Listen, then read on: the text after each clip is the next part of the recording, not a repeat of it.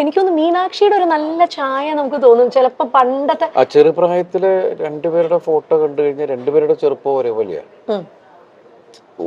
നമുക്ക് തന്നെ പിന്നീട് കൺഫ്യൂഷൻ ആയിട്ടുണ്ട് എന്നുവെച്ചാൽ ഇതിൽ അങ്ങനെ വന്ന ഒരു ടൈം ഉണ്ടായിരുന്നു. ഇപ്പൊ കുറച്ച് വ്യത്യാസമായി, ആൾക്കാർ വളരുമ്പോ അതിന്റേതായ കുറച്ച് വ്യത്യാസം. കുറുമ്പുണ്ടെന്ന് ദിലീപേട്ടൻ പറഞ്ഞിട്ടുണ്ടായിരുന്നു. ഇപ്പോഴും ഉണ്ടോ ദിലീപേട്ട? നല്ല കുറുമ്പാണ്. നല്ല കുറുമ്പ. ഇപ്പൊ കറക്ഷനൊക്കെ ഉണ്ട്, സ്കൂളിൽ പോയിട്ട് വരുന്ന സമയത്തുള്ള കറക്ഷനൊക്കെ ഉണ്ട്. ഇപ്പൊ ഞങ്ങള് ഒരു യാത്ര പോയിട്ടുണ്ടായിരുന്നു ഹോങ്കോങ്ങില്. അപ്പൊ അവിടെ പോയിട്ട് നിൽക്കുകയാണ്. അപ്പം ഞാൻ എന്തോ ആവശ്യത്തിന് വേണ്ടിയിട്ട് ലഗേജൊക്കെ ആയിട്ട് റാപ്പ് ചെയ്യാൻ വേണ്ടിയിട്ട് ഞാൻ അവിടെ പോയി എയർപോർട്ടിൽ. അപ്പം ഞാനിത് ചെയ്തിട്ട് വരണം. അപ്പം അതുവരെ അപ്പം നമ്മുടെ പുറകിൽ ആള് നിൽക്കുന്നുണ്ട്. ആ പ്രായമായ ഒരു അപ്പൂപ്പനും അമ്മൂമ്മയും പിന്നെ നിൽക്കുന്നുണ്ട്. അപ്പോൾ വേഗം കാവ്യ പറഞ്ഞു യു ഗോ എന്നുള്ളൊരു അയാള് അമ്മ that's not correct, it's a command. You can request them. You can go. Like that. എന്നൊക്കെ പറഞ്ഞിട്ട് ഇവള് തിരുത്തൽവാദി ആയിക്കൊണ്ടിരിക്കുകയാണ്. ഒരു സെന്തോ പറഞ്ഞപ്പോ അച്ഛ that's not in, that's on. ഇപ്പോഴത്തെ പിള്ളേര് ഇത് പഠിച്ചോട്ടോ. അവര് IB സിലബസിലാണ് പഠിക്കുന്നത്. അപ്പൊ ഇടയ്ക്ക് ഞാൻ പറഞ്ഞു ഇങ്ങനെ മോളിപ്പോ MBBS പരീക്ഷ കഴിഞ്ഞു, അവള് പാസ്സായി, അവൾ ഔസർജൻസി ചെയ്യാണ് എന്ന് ഞാൻ വേറെ ആരോടും എന്തോ സംസാരിച്ചപ്പോൾ അവര് വിശേഷം ചോദിച്ചപ്പോൾ ഞാനാ പറഞ്ഞു. ഇവളിങ്ങനെ നിന്നിട്ട് എൻ്റെ തട്ടണു. ഞാൻ UKG പാസ്സായി എന്ന് പറ. UKG പാസ്സായി എന്ന് പറയാൻ. പഠിക്കുവേട്ടാ, കുത്തിയിരുന്ന് പഠിക്കുന്ന ഒരു പ്രകൃതമാണോ അതോ ഇങ്ങനെ? ആ സ്കൂളിലെ ആൾക്കാർ പറയുന്നത് നിങ്ങള് ഒന്നും പഠിപ്പിക്കരുത്. മാതാപിതാക്കളോട് പറഞ്ഞ ആദ്യത്തെ മീറ്റിംഗ് അതായിരുന്നു.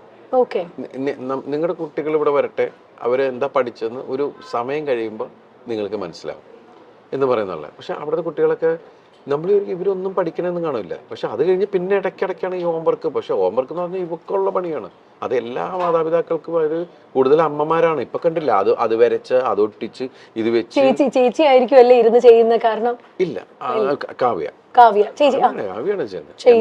ഇവളുടെ ചേച്ചിയാന്ന്. എന്നാലും ഞാൻ ഒരു കാര്യം ചോദിക്കട്ടെ ദിലീപേണ്ണ, കാരണം കാവ്യ ചേച്ചീനെ അത്രയും സ്കൂൾ കാലം തൊട്ട് കണ്ട ഒരാളാണ് ദിലീപേണ്ണ. പിന്നെ ഇതാ ഭാര്യയായി, ഇപ്പൊ അമ്മയായി ചേച്ചി, ഇപ്പൊ കാവ്യ ചേച്ചി. അപ്പൊ ഈ ഒരു ട്രാൻസിഷൻ എങ്ങനെ നോക്കി കാണുന്നു ദിലീപേണ്ണ? വളർന്നുകൊണ്ടിരിക്കൂല, അപ്പൊ നമുക്കൊന്നും ചെയ്യാൻ പറ്റില്ല. എന്നാൽ ഈ അമ്മയായപ്പോ ഭയങ്കര റെസ്പോൺസിബിൾ, ഒരല്പം വഴക്കൊക്കെ പറയുന്ന ഒരു അമ്മയായോ ചേച്ചി, അതോ സോഫ്റ്റ് ആയിട്ടുള്ള അമ്മയാണോ? സോഫ്റ്റ് ഒന്നുമല്ല, പെട്ടെന്ന് അത് പണ്ട് തുടങ്ങി നമുക്ക് പെട്ടെന്ന് ദേഷ്യം വരുന്ന ഒരാളാണ്, ഷോർട്ട് ടെമ്പേർഡാണ്. അപ്പം അത് ഞാൻ പറയാം, കൊച്ചുങ്ങളെ തല്ല, അങ്ങനെ വഴക്ക് പറ, അങ്ങനെ ചെയ്യരുത്. അതിനെ പറഞ്ഞ് മനസ്സിലാക്കിയാൽ മതി. പിള്ളേർക്കൊക്കെ നമ്മൾ ഏത് കുട്ടികളാണെങ്കിലും പറഞ്ഞ് മനസ്സിലാക്കി കഴിഞ്ഞാൽ അതിൻ്റെ ഒരു രീതിയിൽ അവർക്ക് മനസ്സിലാവും. അല്ല തല്ലപ്പെടുത്ത അങ്ങനത്തെ പരിപാടി മീനുട്ടിനെ ഇന്നവരെ തല്ലിയിട്ടില്ല. ഇപ്പം മീനുട്ടി പഠിച്ച് ഡോക്ടർ എന്ന് പറയുന്ന സ്ഥലത്ത് വരെ എത്തി. പക്ഷെ നമുക്ക് ദൈവം അനുഗ്രഹിച്ച് ഇന്നവരെ തല്ലിട്ട് തന്നിട്ടില്ല. അവളെ വളരെ ഇതായിട്ട് വിളിച്ചു കഴിഞ്ഞാൽ അപ്പം തന്നെ അവൾക്ക് മനസ്സിലാവും, ടോൺ മാറിയാൽ മനസ്സിലാവും. അപ്പം അതുമല്ല, നമ്മൾ പല കുട്ടികൾ കുസൃതികൾ തന്നെയാണ്. ഇവക്കൊരടി കൊടുത്തിട്ടുണ്ട് ഞാൻ. കാരണം വെച്ചിട്ടുണ്ടെങ്കിൽ എന്തോ എടുത്തു വായില്ല, പക്ഷെ പിന്നീട് എടുത്തിട്ടില്ല. വണ്ടോ ആരെ പോയിട്ട് പുറകെ പോയിട്ട് പിടിക്കുക. അപ്പൊ ആദ്യം തുടരുന്ന് പറഞ്ഞു, പക്ഷെ നോക്കിയിട്ട് പിന്നെയും പോവുക.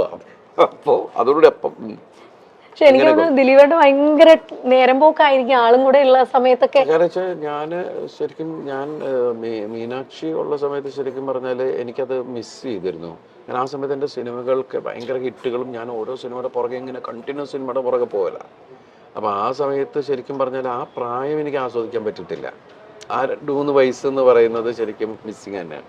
അതെനിക്ക് ഇവിടെ കിട്ടി. കാരണം ആ സമയത്ത് ശരിക്കും കോവിഡ് എല്ലാം ആയിരുന്നപ്പോ എനിക്ക് അതിൽ വേറൊരു സങ്കടം എന്ന് വെച്ചിട്ടുണ്ടെങ്കിൽ ഞാൻ 1.5 വർഷം പുറത്തേക്ക് പോകുന്നില്ല നമ്മളാരും. പിന്നെ ഞാൻ പോയത് നാദൃശ്വരം മോളുടെ ഐഷുവിന്റെ കല്യാണത്തിനാണ് പോയത്. പക്ഷെ ദൈവം അനുസരിച്ച് അപ്പൊന്നും എനിക്ക് വീട്ടിൽ ആർക്കും കോവിഡ് കിട്ടിയില്ല. അത്രയും ക്രൗഡിന്റെ ഇടയിലാണ് നമ്മൾ പോയിരുന്നത്. എത്ര ദിവസം ഉണ്ടായിരുന്നു ആ കല്യാണം. അപ്പൊ എല്ലാവരും ഭയങ്കര ആവേശത്തിൽ അതിന്റെ ഇതിൽ നിൽക്കണം. നമ്മുടെ വീട്ടിലൊരു കല്യാണം നടക്കുന്ന പോലെയാണല്ല. അത് കഴിഞ്ഞ് പിന്നെ വേറൊരു സ്ഥലത്ത് പോയപ്പോൾ എവിടെയോ ഒരു എന്തിനോ ഫംഗ്ഷന് പോയപ്പോഴാണ് എനിക്ക് കിട്ടിയോ എന്നൊരു സംശയം. ഞാനാണെങ്കിൽ അങ്ങനെ നോക്കി എല്ലാവരെ കുറിച്ച്, കാരണം ഞങ്ങൾ 10-13 പേര് ഒരു വീട്ടിലാണ്. അപ്പോൾ ഒരു സാധനം വന്നു കഴിഞ്ഞാൽ അതിനെ പിടിച്ച് മഞ്ഞളൊക്കെ മുക്കി മറ്റു എന്നൊക്കെ പറഞ്ഞ് ഒരുപാട് കാര്യങ്ങളൊക്കെ ചെയ്തിട്ടാണ് അടുക്കളയിലേക്കൊക്കെ പോണത്. അത് അങ്ങനെയൊക്കെ ഒരാളെ തൊട്ടപ്പം തന്നെ ഇത് അടിക്കുക. കൊച്ചൊക്കെ ശീലമായി, ജനിച്ചപ്പം തുടങ്ങി ഈ സാധനമൊക്കെ കിട്ടിയിട്ട് അതൊക്കെ ഇങ്ങനെയൊക്കെ ഇത് കാണിക്കണതാണ്. ഇങ്ങനെയായി. അതിനിടയ്ക്ക് ഞാൻ കൊണ്ടുവന്നു ഇത്, വീട്ടിൽ കോവിഡ് ഞാൻ കൊണ്ടുവന്നു. അത് ഞാനാണ്. എന്നിട്ട് എല്ലാവരും ചിരി തുടങ്ങി, ഭയങ്കര സൂക്ഷ്മമായിട്ട് നോക്കിയിട്ട് ഞാൻ കൊണ്ടുവന്നു എന്ന് പറയുമ്പോൾ എനിക്കാണെങ്കിൽ മറ്റത് പറഞ്ഞ മാതിരി ഐഡിയ എൻ്റെ പോയി എന്റെ ഐഡിയ പോയി എന്ന് പറഞ്ഞുകൊണ്ട് നമ്മൾ അലൻസിയറായിട്ടല്ലേ പറഞ്ഞു എന്ന് പറഞ്ഞ പോലെ നമ്മളിങ്ങനെ ഒന്നും മിണ്ടാൻ പറ്റാണ്ട് എല്ലാവരും ചിരിക്കുമ്പോൾ എന്താടാ ഉള്ള സംഭവം. അങ്ങനെ ഞങ്ങൾ 3 പേര് മാത്രമേ. അപ്പൊ ഈ ചെറുതും പെട്ടു, ചെറുതിനും പിടിച്ചു. അപ്പൊ പാവം 21 ദിവസം ഞങ്ങളുടെ മുറിക്കകത്താ, ഒരു മുറിക്കകത്ത്. അപ്പൊ 21 ദിവസം ഇരുന്നിട്ടാണ് പോയത്.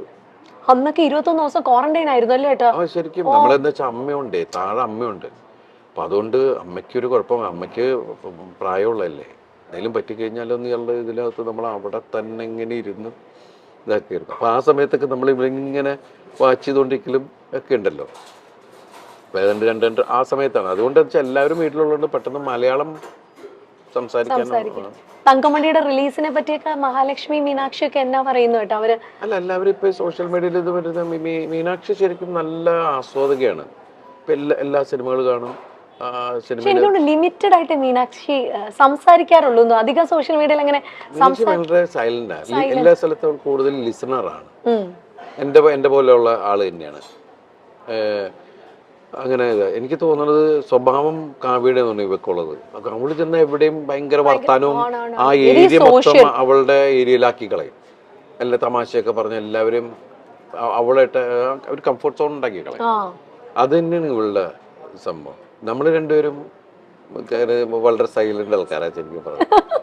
അല്ല, എന്തായാലും അതുകൊണ്ട് ഭയങ്കരമായിട്ട് ബാലൻസ് ആയി. ഇപ്പൊ ദിലീപേട്ടന് വേണ്ടി വെജ് ആണ് കേട്ടോ കൊണ്ടുവന്നേക്കുന്നേ. കഴിക്കട്ടെ, അതിന്റെ ഇടയിൽ ഞാൻ ആണ്. അല്ല, ദേയ്പൂട്ടില് ഫുഡിന്റെ കാര്യം പറയണം. ഇവിടെ ഒരു ഭയങ്കര വൈഡ് റേഞ്ച് ഓഫ് മെനു ആണ് ഇവിടെ ദേയ്പൂട്ടിലുള്ളത്. കാരണം ഞാനും കെട്ടിയനും കൂടെ വന്നാൽ ദിലീപേട്ട പുള്ളി എപ്പോഴും കഴിക്കുന്ന ഇലയിലൂണാണ്. ഇവിടുത്തെ ഇലയിലൂണ്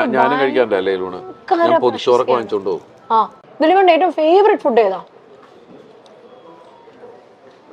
പണ്ട് എനിക്ക് അങ്ങനെ ഒന്നിനോട് പ്രത്യേകിച്ച് അങ്ങനെ ഒന്നിനോട് നല്ല ടേസ്റ്റ് ഉള്ളതെല്ലാം എടുക്കുക എന്നുള്ളത് തന്നെയാണ്. പിന്നെ എനിക്ക് ഇവിടെ ഈ പുട്ടുകട തുടങ്ങിയ സമയത്ത് ഞാൻ ഏറ്റവും കൂടുതൽ ഞാൻ ഇവിടെ വരുമ്പോൾ കഴിച്ചിരുന്ന പുട്ടും മാമ്പഴമാണ്. പുട്ടും മാമ്പഴവും.